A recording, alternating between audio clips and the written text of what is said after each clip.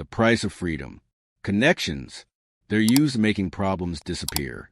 So am I, and Monique replied grimly. But I make sure there's evidence first.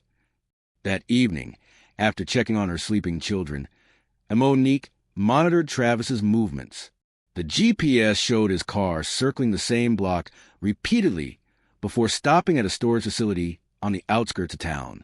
Multiple other signals converged on the location, cars she recognized from her surveillance photos. A meeting was happening.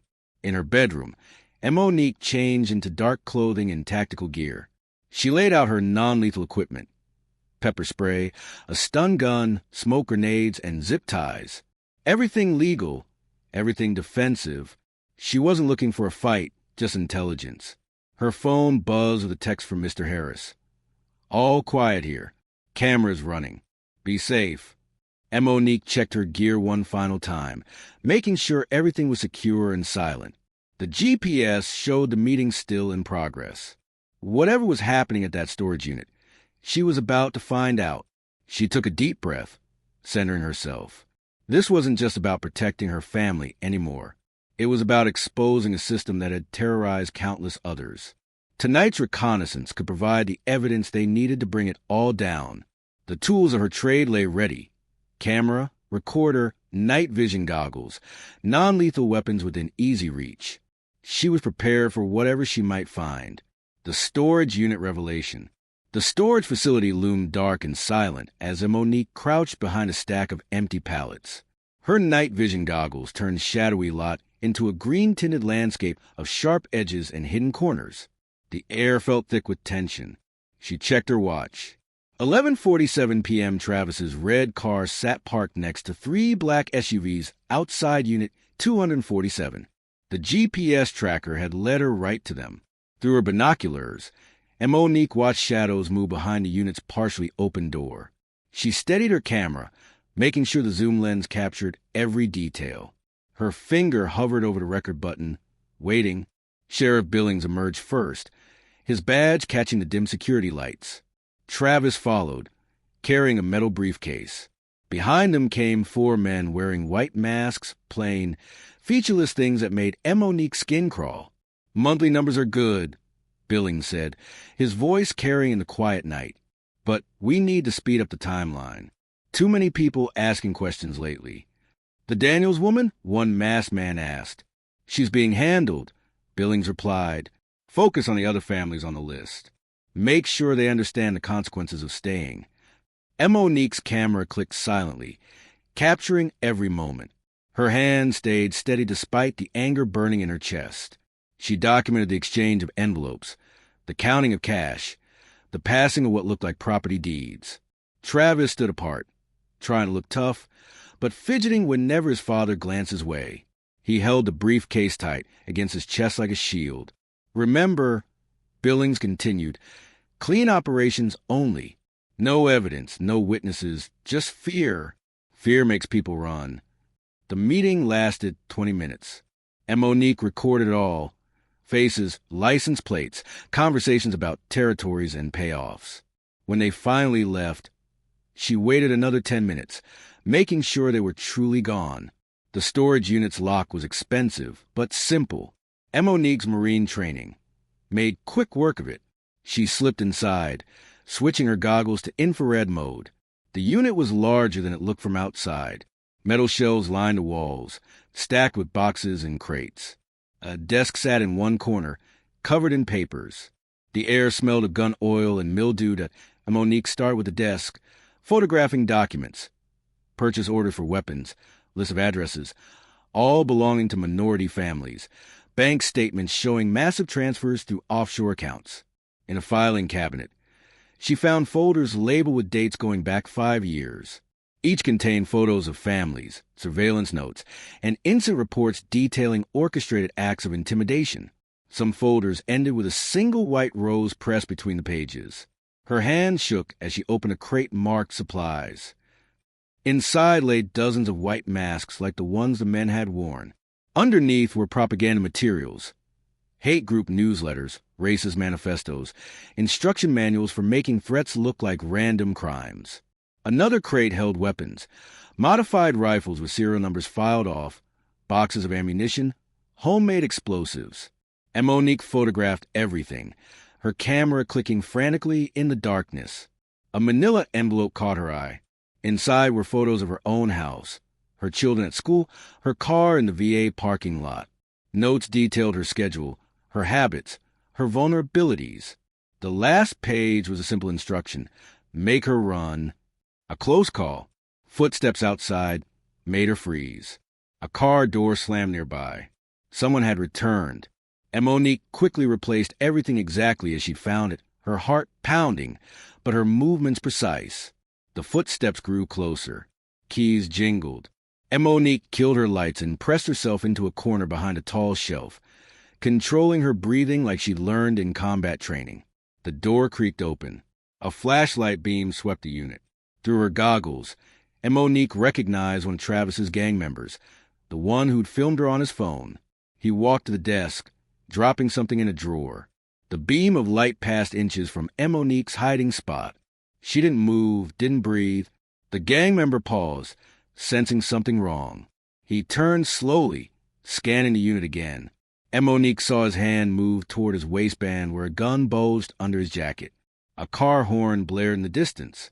The young man jumped, then laughed nervously at himself. He hurried out, locking the door behind him. Monique waited 5 long minutes before moving. She slipped out of the unit, resetting the lock perfectly. Her steps were silent as she crossed the lot, staying in shadows until she reached her car 2 blocks away. The drive home felt endless. Every set of headlights made her tense, expecting pursuit. But she made it back without incident, parking in her garage where cameras couldn't see. In her bedroom, Monique pulled up the floorboard under her bed. The hidden compartment, installed the day she bought the house, was lined with waterproof material.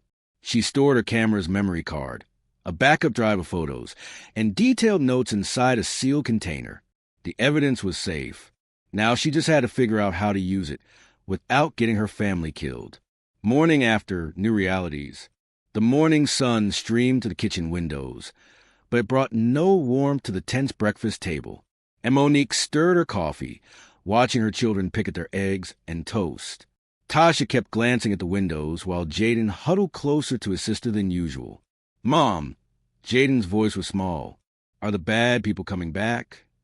Monique set down her cup, choosing her words carefully. "Nobody's coming here, baby. Remember what we practice? We're safe together." But Tasha wasn't buying it. She pushed her plate away, arms crossed. "You were out late last night again. I heard you come in." "I had some work to do," Monique said, meeting her daughter's skeptical gaze. "Important work to keep us safe. But who's keeping you safe?" Tasha demanded, her voice cracking slightly. Before Monique could answer, her phone buzzed. Maria's text read, "On my way. Big news." Hashtag, hashtag, hashtag, the web tightens 20 minutes later. Maria sat at their kitchen table, examining the photos and documents from the storage unit. Her usually composed face showed flickers of shock as she scrolled through the evidence. "This is extensive," Maria said, pausing on a particularly damning photo of Sheriff Billings. "They've been systematically targeting families for years. The property records alone prove real estate fraud. Can you use it?" Monique asked, keeping her voice low so the kids wouldn't hear from the living room. "Yes, but carefully. I'm meeting with the Unity Coalition tonight, local civil rights leaders who've been documenting similar cases. We need to build a network of support before we move." A knock at the door made them both jump. Monique checked the security camera feed on her phone before opening it. Mrs. Peterson, their neighbor from 3 houses down, stood on the porch, wringing her hands. "Monique, dear." The older woman's voice trembled. "I had to come tell you. People are talking, watching. That Jenkins boy who delivers papers. He's been taking pictures of your house. And there's a car that parks at the end of the street every night." Monique's spine stiffened. Mrs. Peterson had always been friendly, bringing over cookies when they first moved in. But now, her eyes darted nervously past Monique's shoulder. "Thank you for telling me," Monique said quietly. You should probably go now for your own safety. After Mrs. Peterson hurried away, and Monique did a slow walk around her house. She noticed things she'd missed before, slight changes in the angles of her security cameras, scuff marks under windows, a cable running along her fence that hadn't been there yesterday. Inside, Maria was packing up the evidence. I'll get this somewhere safe right away. The coalition meets at 7 p.m. I'll call you after. No calls, and Monique cut in. They're watching the house, probably listening. 2. Text only, and use the code words we discuss. Maria nodded, understanding. As a civil rights lawyer, she'd seen this pattern before. Stay alert. I'll be in touch. Hashtag infiltration and interrogation. The day crawled by. Monique kept the kids inside, using their emergency protocols as practice. They played board games and watched movies, but the tension never left the room. As evening approached, Monique sent Tasha and Jaden to their basement fort, really a reinforced safe room she'd installed months ago. Remember the rules. Lock the door. Stay quiet. Don't come out until I give the password. Jaden hugged her tight. Be careful, Mom. Always am, soldier. She smiled, ruffling his hair. Outside, the sunset cast long shadows across her yard. Monique moved silently along the house's perimeter, checking each camera. The third one showed signs of tampering. Fingerprint on the lens, mounting bracket slightly loose. A soft scraping sound came from around the corner. Monique pressed herself against the wall, controlling her breathing just like she'd done in the storage unit. The footsteps grew closer. A man in dark clothes reached up toward another camera, something small and electronic in his hand. Monique recognized his movements, military or law enforcement training. She struck fast, using his own momentum to slam him face first into the wall. Her knee pressed into his lower back, one arm twisted up behind him. Police! Let me! He started to shout. Monique increased pressure on his arm. Badge number first, officer. Slowly he recited it, breathing hard. She knew that number. Officer Reynolds. 2 years on the force, usually worked traffic duty. What's that in your hand, Reynolds? She plucked the device from his fingers. Looks like an illegal wiretap to me. Care to explain? You don't understand, he gasped. They made me do it. Said it was a routine surveillance job. Who's they? She shifted her grip, reminding him who was in control. The sheriff. His friends. They've got dirt on everyone. My brother's drug charge. They said they'd reopen the case. And Monique pulled out her phone, started recording. Tell me everything. Names, dates, what they wanted you to do to my house. Reynolds talked. She kept him pinned until he'd spilled it all. The surveillance rotation, the blackmail they use on officers, the weekly meetings where new targets were assigned. Finally, she let him up. He stumbled away from the wall, rubbing his arm. That recording goes to my lawyer. If anything happens to me or my kids, and Monique said, her voice still, and Reynolds, next time you come near my house, I won't be so gentle. He nodded shakily and fled into the darkness. And Monique watched until he was gone, then methodically checked every camera again. She found 3 more bugs, carefully documenting each one before destroying them. The night had grown cold. Monique's hands ached from the confrontation, but her mind was clear. They thought they could intimidate her, break into her home, threaten her children, but they didn't know who they were dealing with. Time to show them exactly what a Marine mom could do. Hashtag high-speed evasion.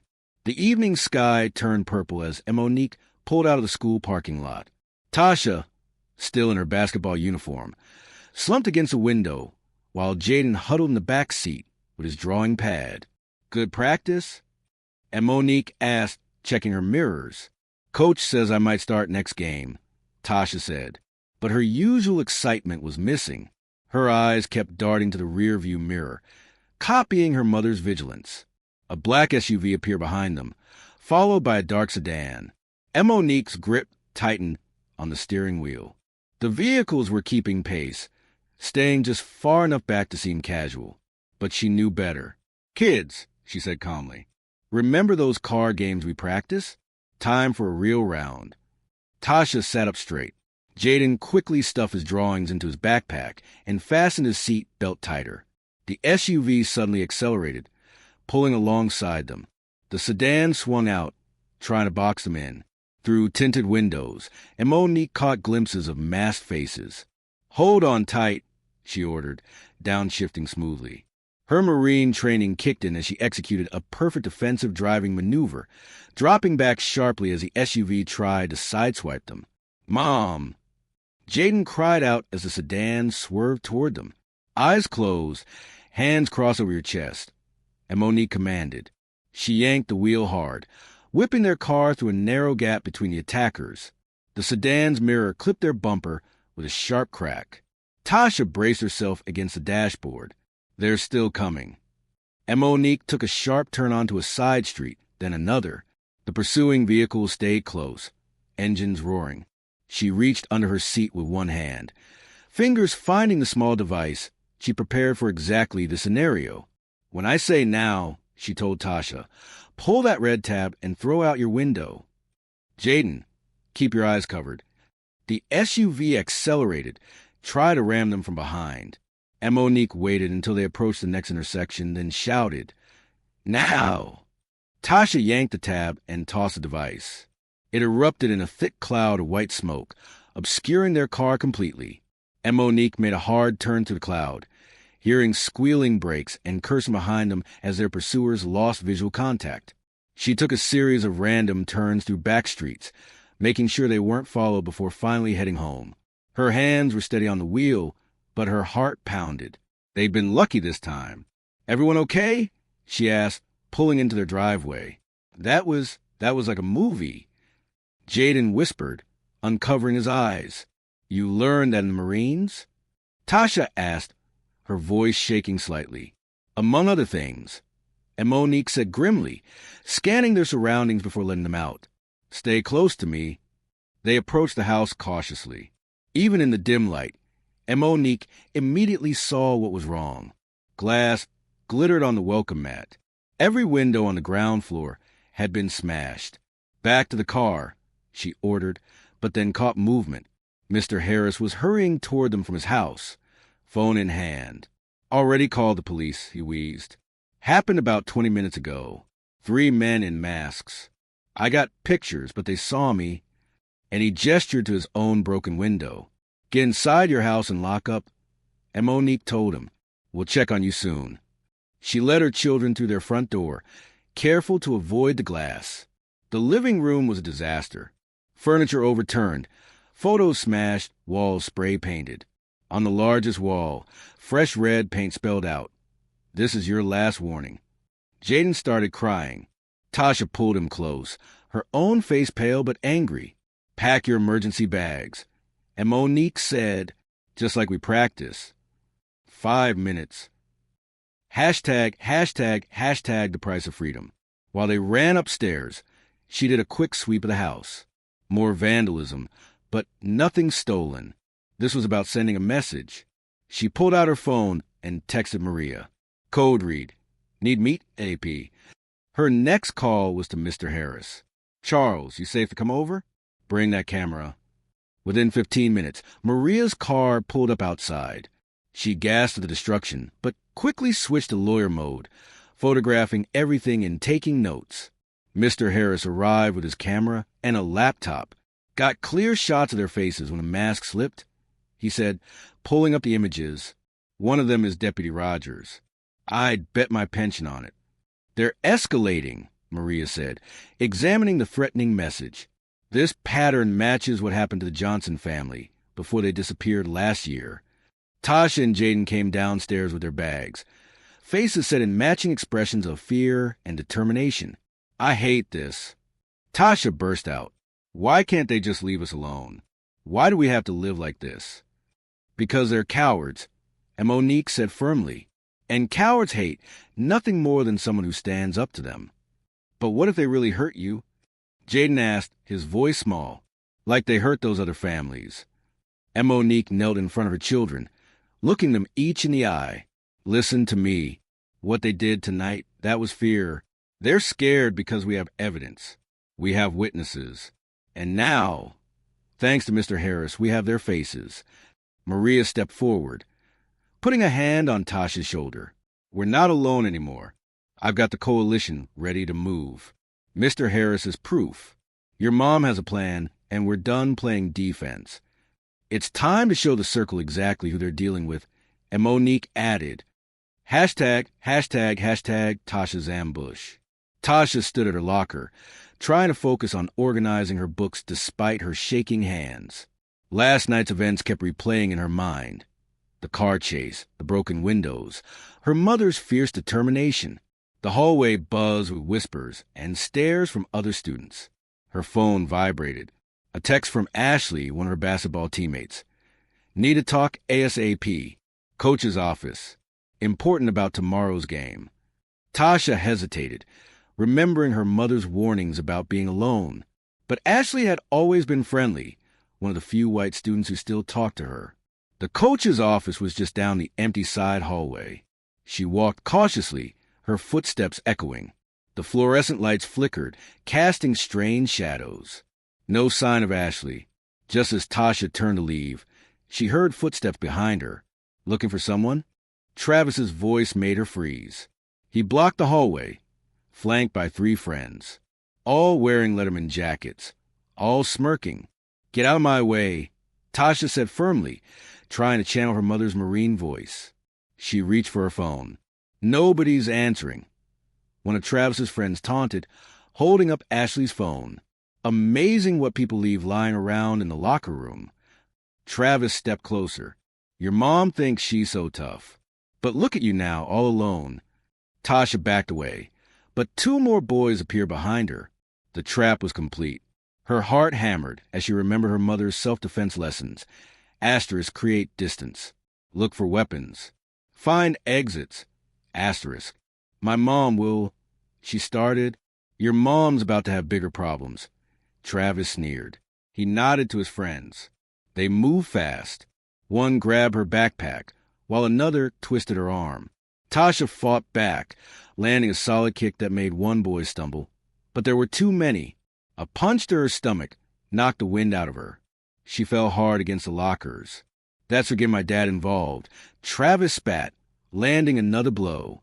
Through the pain, Tasha heard a phone camera clicking. They were recording it. She tried to cover her face as the kicks came. Hashtag to frame up. Across town, Monique sat at her desk in the VA office, reviewing case files. Her phone buzzed with an urgent text from Maria. Police coming. Evidence against you. Don't resist. Before she could respond, heavy footsteps approached. 2 uniformed officers entered, followed by Sheriff Billings himself. Monique Daniels. Billings announced loudly, ensuring everyone could hear. You're under arrest for the assault of a minor. What? Monique stood slowly, hands visible. Her coworkers stared. We have video evidence of you attacking Travis Billings yesterday afternoon. The sheriff continued, producing a warrant along with witness statements about threats and harassment. That's impossible. And Monique said calmly, though her mind raced. I was here all day. Check the security cameras. Unfortunately, there seems to be a gap in the footage. Billings smiled coldly. Turn around, please.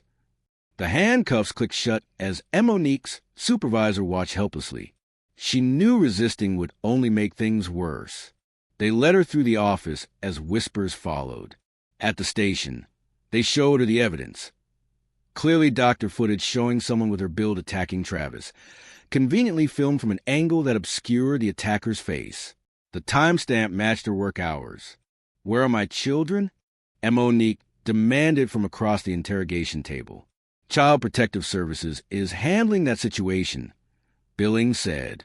Given the violent nature of these charges, they've determined your home is no longer safe. The Whitman family has graciously offered to take temporary custody. Monique knelt in front of her children, looking them each in the eye. Listen to me. What they did tonight, that was fear. They're scared because we have evidence. We have witnesses. And now, thanks to Mr. Harris, we have their faces. Maria stepped forward, putting a hand on Tasha's shoulder. We're not alone anymore. I've got the coalition ready to move. Mr. Harris has proof. Your mom has a plan, and we're done playing defense. It's time to show the circle exactly who they're dealing with. And Monique added, Tasha's ambush. Tasha stood at her locker, trying to focus on organizing her books despite her shaking hands. Last night's events kept replaying in her mind. The car chase, the broken windows, her mother's fierce determination. The hallway buzzed with whispers and stares from other students. Her phone vibrated. A text from Ashley, one of her basketball teammates.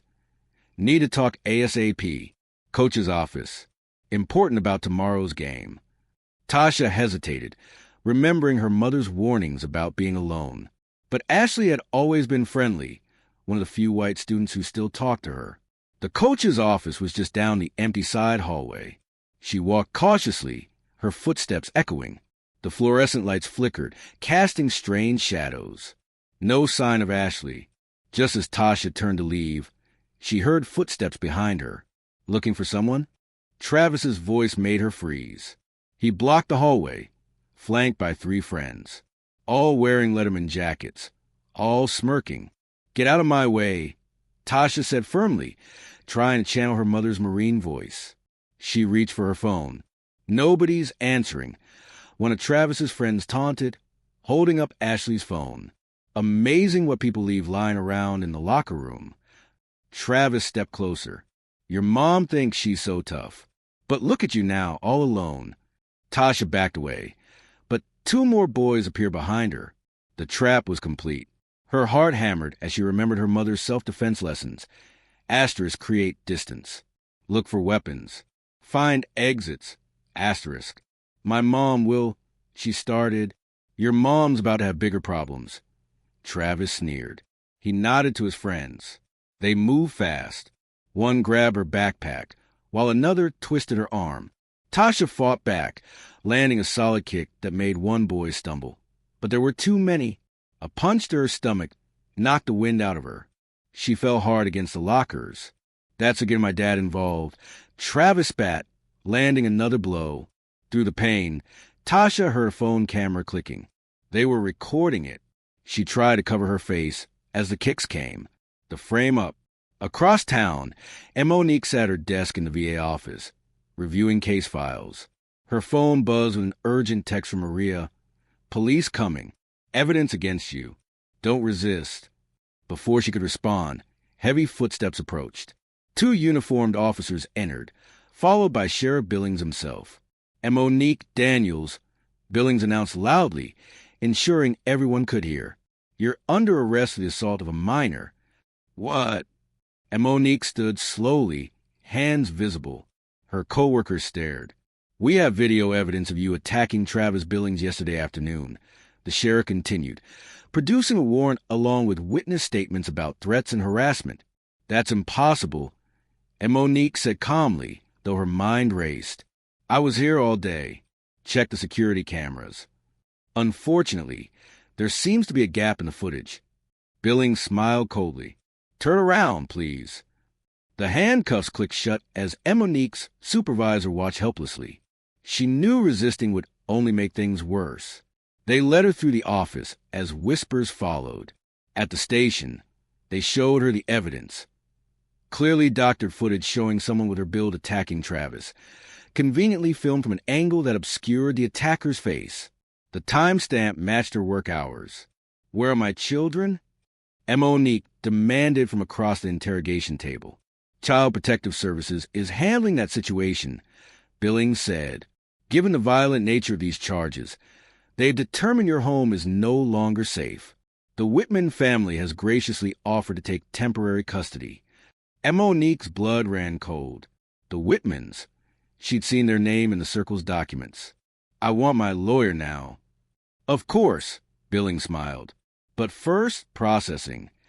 They took her fingerprints, photographs, and personal belongings. Devastating news. In her holding cell, Monique paced, counting the minutes until Maria arrived. 3 hours passed before her friend appeared, looking shaken. They move fast, Maria said quietly. The Whitmans already have custody.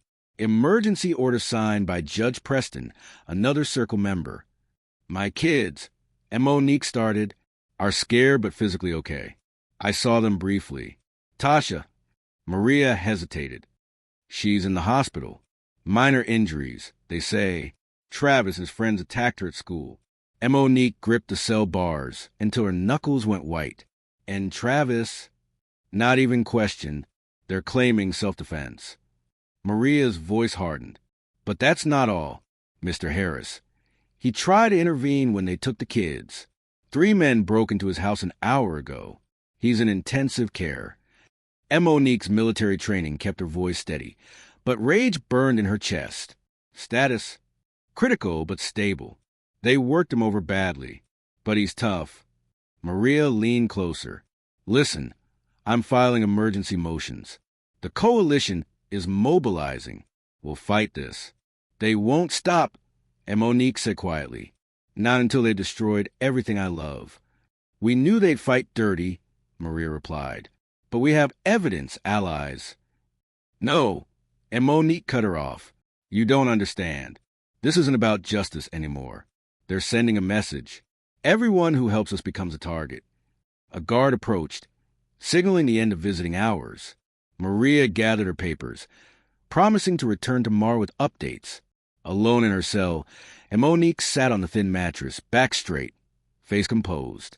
But her mind was already shifting from defense to offense, analyzing weaknesses, calculating angles. The circle thought they had her trapped. They didn't realize they just removed her last reason to play by the rules. Hashtag escape protocols. In her cell, Monique sat motionless on the thin mattress, her mind racing through marine survival protocols. The fluorescent lights hummed overhead as she counted the guards' rotation patterns. 15 minutes between checks, clockwise movement, 2-person teams. She learned in training that every system had weaknesses. This one's weakness, predictability.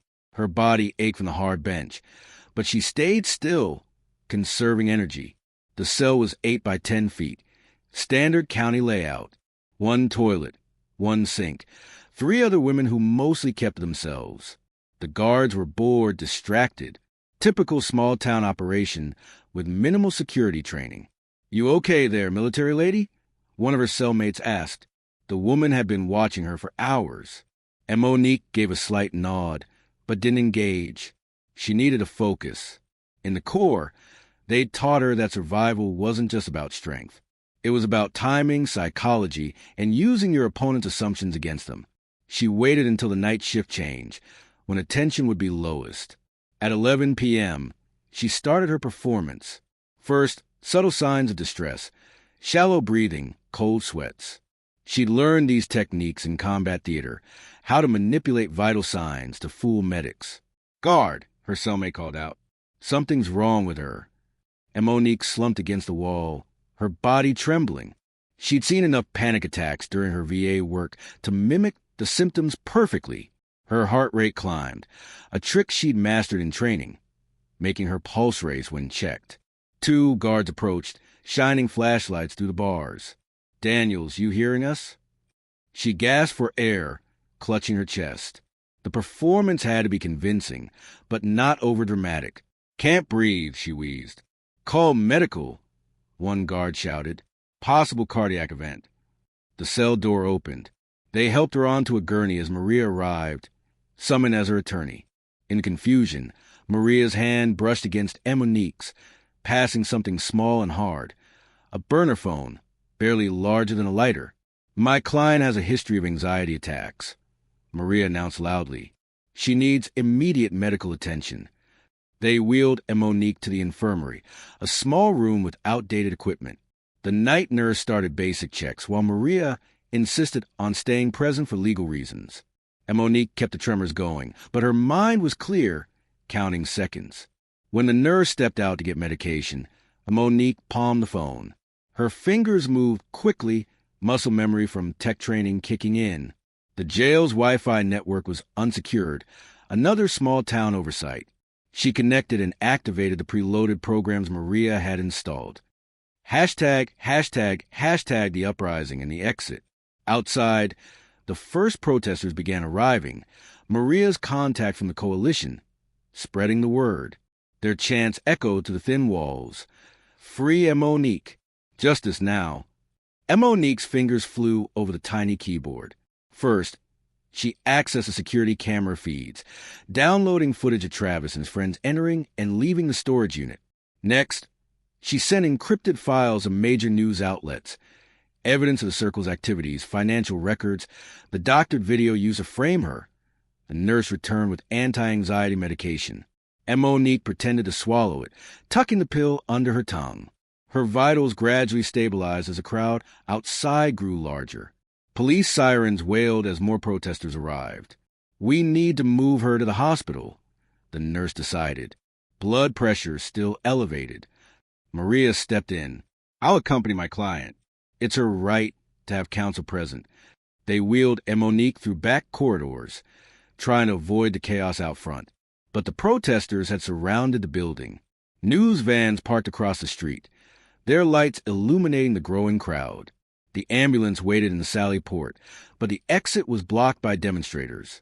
Officers tried to clear a path as cameras flashed and people pressed closer. Stand back, a deputy shouted, pushing through the crowd.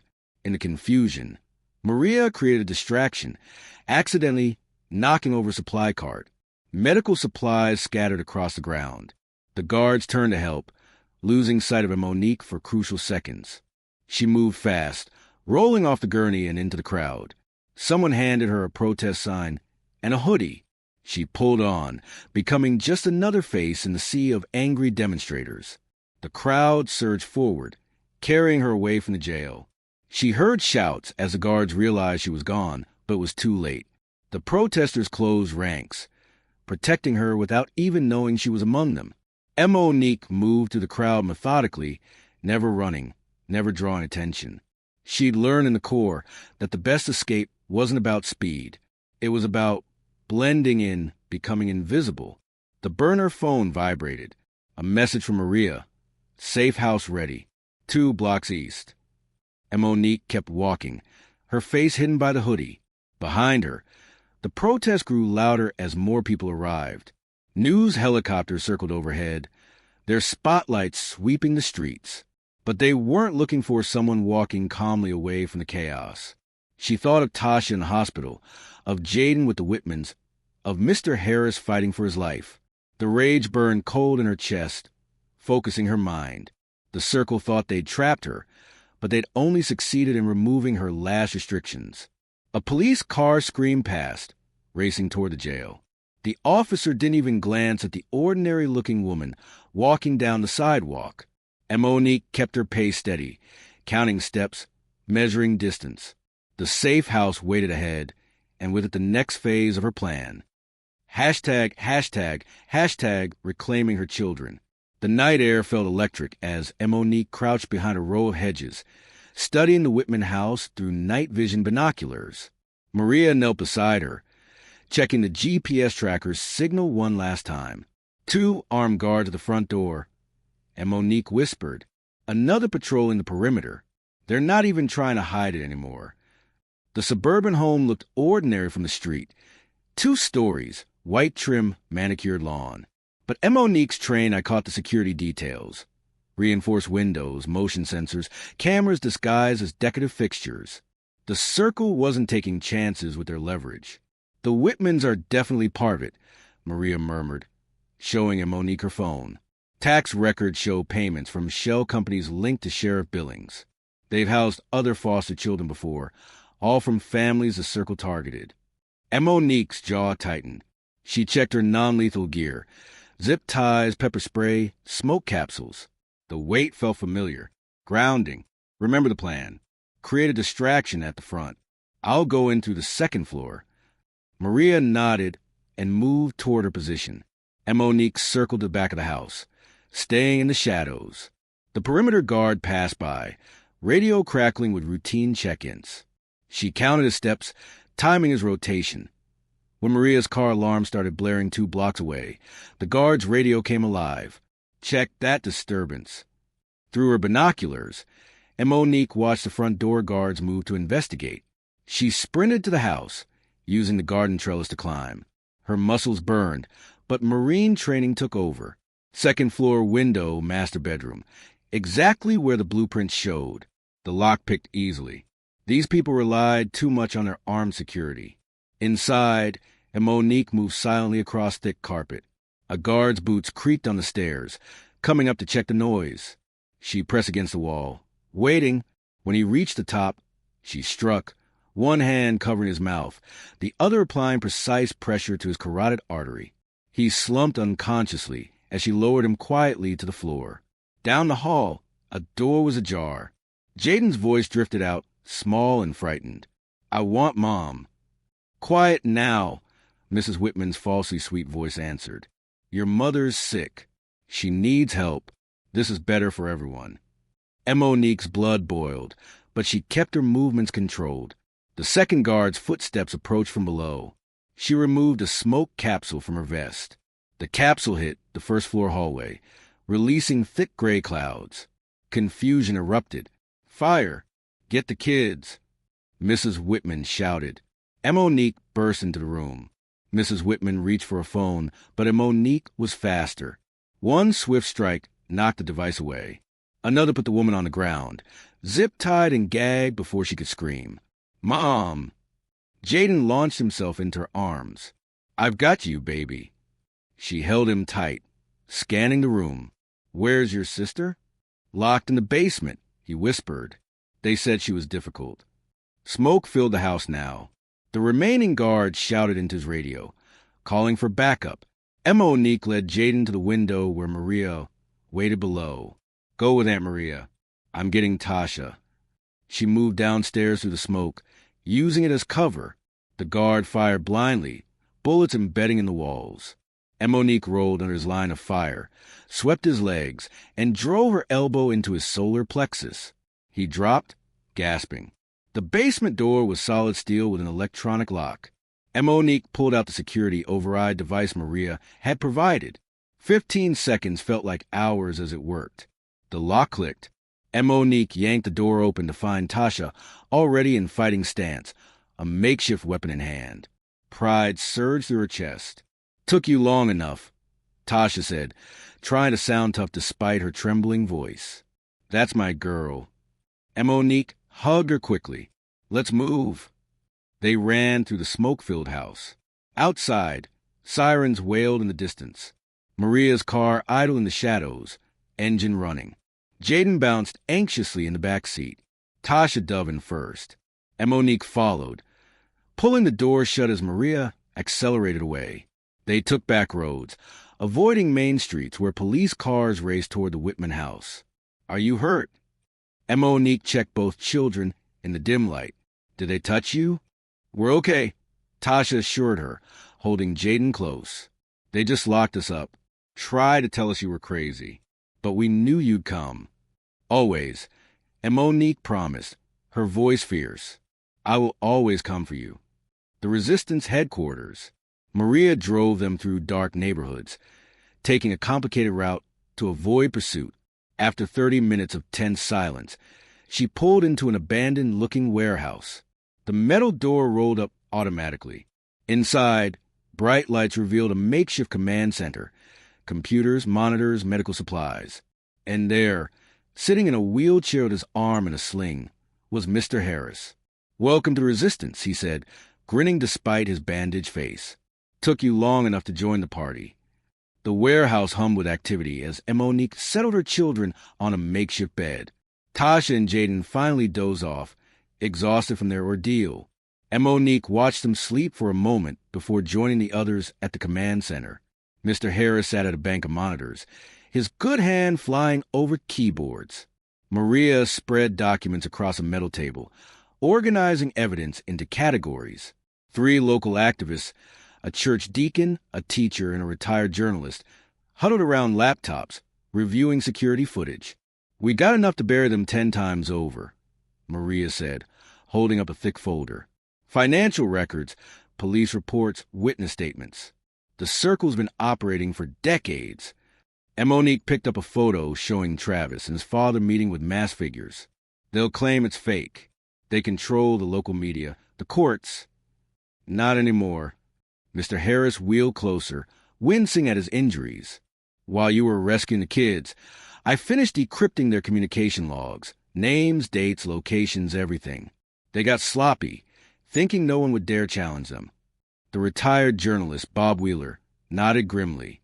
I've got contacts at 3 national papers. Once this hits the wire services, it'll be too big to contain. We need to move fast, Deacon Williams added. The circle will retaliate as soon as they realize what's happening. Monique studied the warehouse blueprint, marking exits and defensive positions. How long to prepare the data dump? Give me an hour, Mr. Harris said. I'm triple encrypting our transmission channels. They won't be able to trace it back here. Maria's phone buzzed. She checked it, face tightening. Sheriff's Department just issued a warrant for your arrest, Monique. They're claiming you assaulted the Whitmans during an armed home invasion. Let them come, Monique said calmly. Every move they make now just adds to our evidence. The teacher, Ms. Rodriguez, raised her hand.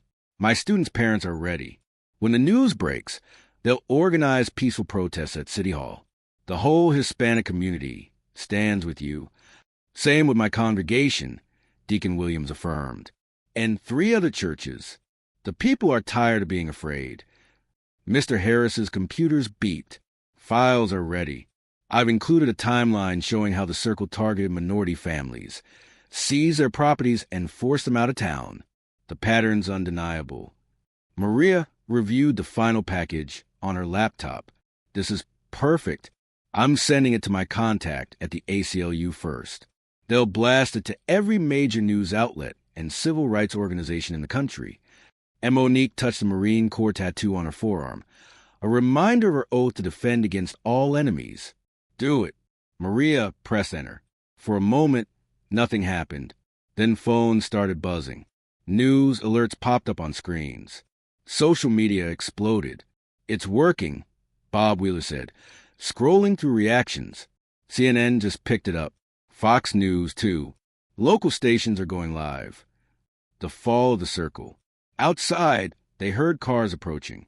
Through the security cameras, they watched police vehicles surrounding the warehouse district, searching building by building.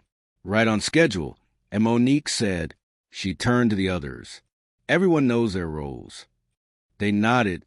The plan was simple but effective. While the police wasted time searching empty buildings, Maria would drive the children to a safe house run by her law firm. The activists would spread out across town, coordinating protests and managing media response. Mr. Harris would maintain cybersecurity from a backup location, and Monique would surrender peacefully, but only after FBI agents arrived. She refused to trust local law enforcement. The warehouse's police scanner crackled with urgent voices. More vehicles were coming, but now they heard different sirens, different engines. Federal agents, Mr. Harris confirmed, checking traffic cameras. 3 SUVs coming in hot. Looks like our evidence dump got their attention. Through the monitors, they watched black government vehicles cut off the local police. Men and women in FBI jackets took command of the scene. Maria's phone rang. A Justice Department official requesting an immediate meeting. Monique went to wake her children. They stirred, eyes wide with worry. Listen carefully, she said, holding their hands. Things are happening fast now. Aunt Maria is taking you somewhere safe, while I talk to some important people who want to help us. Don't leave us again, Jaden pleaded. Yeah, we want to stay with you, Tasha insisted. Monique pulled them close. I promise this is different. The truth is out now. Everyone knows what the circle did to us and other families. The whole country is watching. They can't hurt us anymore. But what if they try? Jaden asked. Then they'll learn what happens when you mess with a Marine mom and her cubs. Monique managed to smile. We're not running. We're not hiding. We're standing our ground. And justice is coming. Tasha hugged her fiercely. Make them pay, Mom. They will, baby. They will. Monique kissed their foreheads. Now go with Maria. I'll see you soon. As her children left through the secret exit, Monique squared her shoulders and checked her appearance. She wanted to look strong when she faced the cameras. The world needed to see that the circle hadn't broken her family spirit. Outside, megaphones crackled. FBI agents called her name, asking her to come out and tell her story. Through the warehouse windows, she saw news vans arriving, protesters gathering with signs. The night was alive with possibility. Mr. Harris touched her arm before wheeling toward his exit. "Give them hell, Marine." And Monique nodded, thinking of her children, of all the families who'd suffered in silence. The time for silence was over. Justice wasn't just within reach. It was demanding to be heard. Hashtag confrontation at the mill. The afternoon sun cast long shadows across the abandoned mill's rusted walls. And Monique crouched behind a stack of old crates, checking her phone. Maria's text confirmed the tip. Circle members were gathering for an emergency meeting to deal with the fallout from their exposed crimes. "Everyone in position," and Monique whispered into her earpiece. South entrance covered. Came Maria's voice. "We've got protesters ready to block all escape routes. Cameras are live streaming to 20,000 viewers already," Mr. Harris added from his remote setup. "FBI tactical team standing by for your signal." And Monique touched the small camera pinned to her jacket. Years of Marine training had taught her to control her breathing, to channel fear into focus. She could hear vehicles arriving, car doors slamming, voices echoing through the mill's cavernous interior. Moving silently, she navigated the maze of old machinery. Dust motes danced in shafts of light from broken windows. Her boots didn't make a sound on the concrete floor, just like night ops in combat zones. Voices grew clearer. She recognized Sheriff Billings' commanding tone. Travis's angry protests. Keeping to the shadows, she climbed a metal staircase to the mill's upper level. Perfect vantage point. Below, circle members gathered around a makeshift table. Some wore masks, others didn't bother hiding anymore. Sheriff Billings paced, his usual calm replaced by barely controlled rage. "Who leaked the files?" he demanded. "Someone in this room betrayed us." Years of work, generations of control, gone in one night. "It's that Marine bitch." Travis spat. "She's turned the whole town against us." "Shut up." Billings rounded on his son. "Your stupidity started this. If you hadn't targeted her kids, you said we had to maintain order, show them their place. Through fear, you idiot. Subtle pressure, not beating up children in broad daylight." And Monique activated her camera's live feed. Mr. Harris's voice whispered, "Signal strong. FBI moving into position." More circle members arrived. Business owners, cops, politicians. Their faces matched the evidence perfectly. Some argued for immediate violent retaliation. Others wanted to flee town with their assets. "Nobody's going anywhere," Billings ordered. "We still control this town. Once we eliminate the troublemakers." "You mean murder innocent families?" And Monique's voice carried through the mill. All heads snapped up as she emerged onto a walkway. Phone recording. "Just like you murdered those other families who stood up to you." "Take her down," Billings shouted. Two masked men rushed the stairs. And Monique was ready. The first attacker met a precise strike to the throat. The second caught her boot to his knee. Both crashed down, groaning. "Your reign of terror is over," she announced, voice steady. "The whole world is watching now." Travis grabbed a pipe, charging upstairs. "I'll kill you myself." And Monique sidestepped his wild swing. The pipe clanged against railing.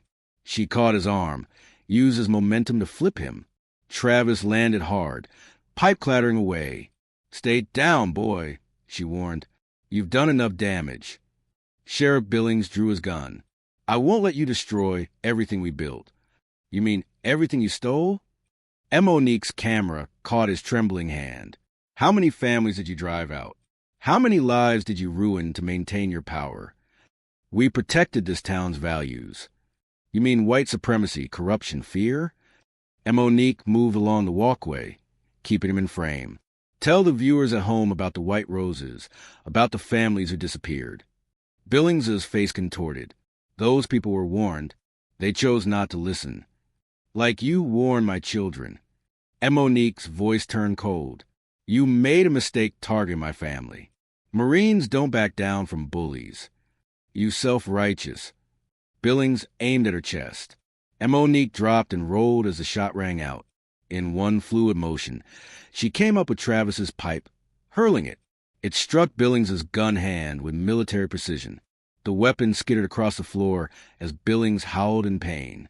Circle members scattered in panic, but steel shutters slammed down over the exits. Mr. Harris's handiwork. Federal agents. The mill erupted with shouts and flashbangs. FBI teams poured in from multiple entries. Protesters outside cheered, their voices carrying through broken windows. Monique vaulted down to the main floor, landing beside the fallen sheriff. He reached for an ankle holster, but she was faster. One sharp strike disabled his arm. "That's for my children," she said, pinning him down. "And for every family you terrorized." FBI agents swarmed in, cuffing Circle members. Maria led a camera crew through the chaos, live-streaming everything. Travis sobbed as he was led away, his father's empire crumbling around them. And Monique stood slowly, muscles aching. Her phone showed thousands of comments pouring in. Support, relief, celebrations of justice. The Circle's decades-long grip on the town had been broken in less than 2 minutes of broadcast. A new beginning. Dust and tear gas swirled in the afternoon sunlight as she walked outside. A crowd had gathered. Hundreds of townspeople, reporters, activists. And there, breaking through the police line, came Tasha and Jaden. Monique opened her arms as her children ran to her. Their embrace said everything words couldn't. Fear transformed into triumph. Love stronger than hate. Justice finally served. "Is it really over?" Jaden asked against her shoulder. Monique held them tight, watching FBI agents escort Sheriff Billings and the conspirators to waiting vehicles. The crowd's cheers washed over them like cleansing rain. "Yes, baby," she said. "They can't hurt anyone ever again." Seeds of change the autumn breeze rustled through newly planted flowers in Monique's front yard. Inside her living room, warm lamplight cast a gentle glow over fresh paint and repaired walls. All evidence of the Circle's vandalism erased by community volunteers. Monique sat in her favorite armchair, surrounded by the people who had stood beside her through the darkest days. Tasha and Jaden sprawled on the carpet, while Maria perched on the couch next to Mr. Harris, who was finally walking without a cane. On the TV screen, a news anchor reported, in a landmark case, former Sheriff William Billings and 12 other members of the criminal organization known as the Circle received lengthy prison sentences today.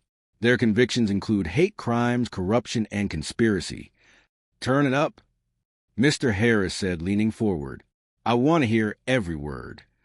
Jaden grabbed the remote, increasing the volume as footage showed Travis and his father being led into court in orange jumpsuits. The exposure of the Circle has prompted nationwide investigations into similar corruption networks. The anchor continued. Governor Thompson has announced sweeping police reform measures with input from community leaders, including Monique Daniels, whose courage broke the case open.